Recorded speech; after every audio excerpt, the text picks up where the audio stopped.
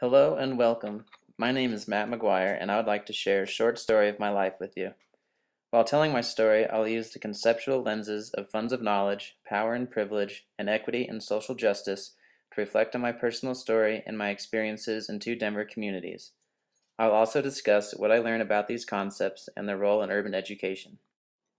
Interestingly, my story begins with two major world events that brought my grandparents together: the Great Famine of Ireland and the Japanese bombing of Pearl Harbor. My grandfather McGuire was born on a farm in Nebraska to Irish immigrants who had moved because of the famine. My grandfather and grandmother parented four sons, my father being the third born. My maternal grandfather was also born on a farm in the state of Missouri. He joined the Air Force near the end of World War II, and while stationed in Japan, met my grandmother Toshi. They married and had three children, with my mother being the middle child. My mother and father met in college at the University of Nebraska. After marrying, they lived in Chicago for a few years before moving to Aurora, Colorado. Soon after, on January 26, 1987, I was born at St. Joseph's Hospital in Denver. When I was 2, my parents divorced, and about a year and a half later, they were both remarried. Around a year after remarrying, my mother gave birth to my sister Katie. Because of my parents' remarriages, I grew up in a large and diverse family, which played a significant role in the formation of my identity. Society tells me I'm white, but I consider myself a multiracial, heterosexual, able-bodied male. I was born to working-class parents who worked their way to an upper-middle-class status. Being raised in a well-off yet unique family gave me many different experiences, which greatly expanded the funds of knowledge I drew on for learning as a child. I define funds of knowledge as the resources in a person's life from which that person acquires information about the world. Growing up, my main funds of knowledge came from exposure to culturally diverse people within my family and experiences traveling abroad. As a child, I experienced a blend of blue-collar Midwest culture, liberal former hippie culture, and Japanese culture.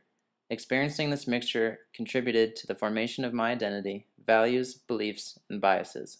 I have been to over 10 different countries and consider my most influential travels to be my 3 separate visits to my family in Japan, studying abroad in Ireland, and living in Peru for 6 weeks while attending a Spanish language school.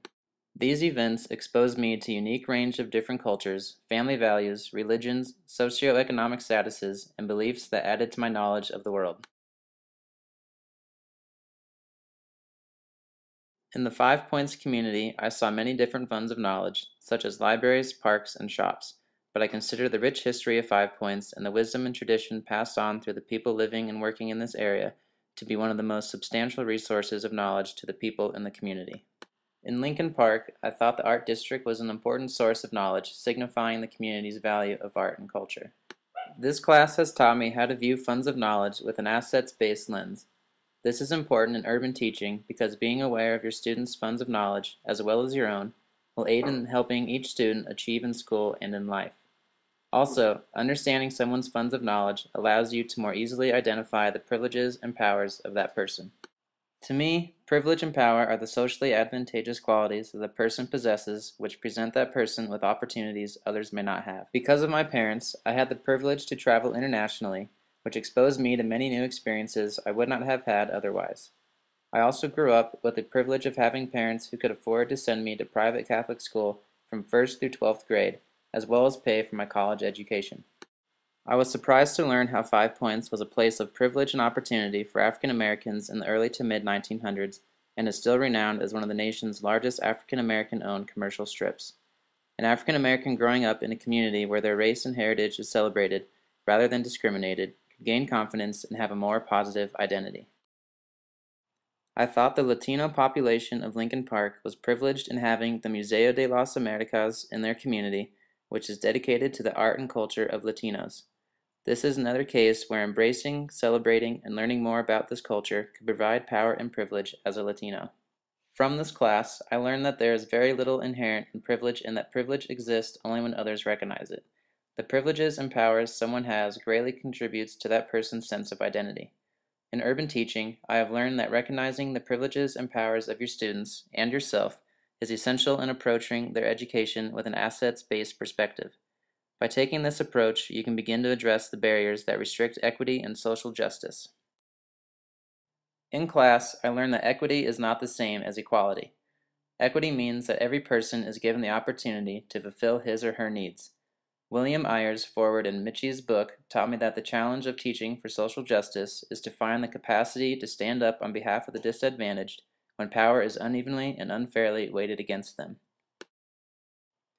Nieto's article on public education introduced me to the theory of cultural deprivation and taught me how school culture and the student's home culture often clash, which can inhibit learning. I learned from Morell and Duncan's article that the current education system is structured in such a way that it essentially predetermines student failure.